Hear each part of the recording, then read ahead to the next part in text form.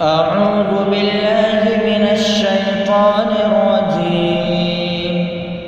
بسم الله الرحمن الرحيم. إن الذين آمنوا والذين هادوا والنصارى والصابئين من آمن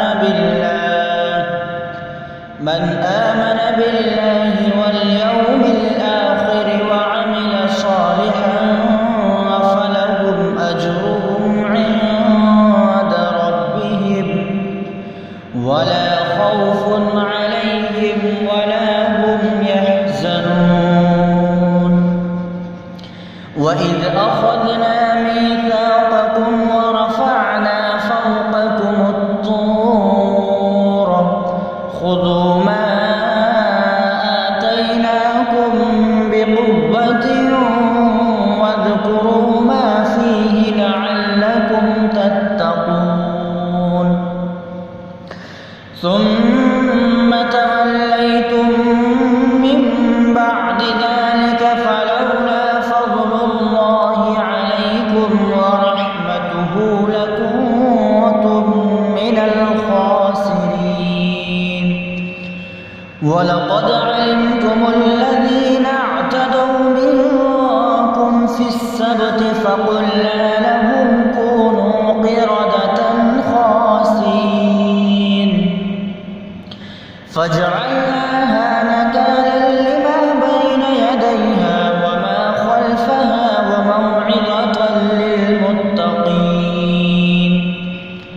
وإذ قال موسى لقومه إن الله يأمركم أن تذبحوا بقرة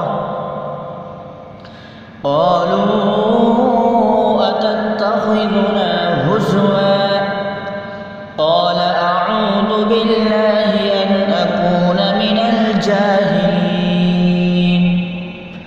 قالوا ادع لنا ربك يبين لنا ما هي قال إنه يقول إنها بقرة لا فارض ولا بكر عوان بين ذلك فافعلوا ما تؤمرون.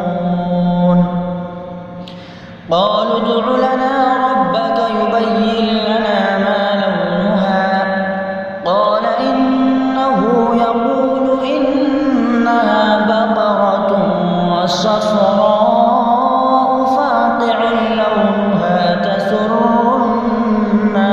الناظرين. قالوا ادع لنا ربك يبين لنا ما هي إن البقرة شابه علينا وإنا إن شاء الله لمهتدون. قال إنه يقول إنها بقرة لا ذلول وتثير الأرض ولا تسقي الحرث مسلمة لا شية فيها. قالوا الآن جئت بالحق فذبحوها وما كادوا يفعلون. صدق الله العظيم.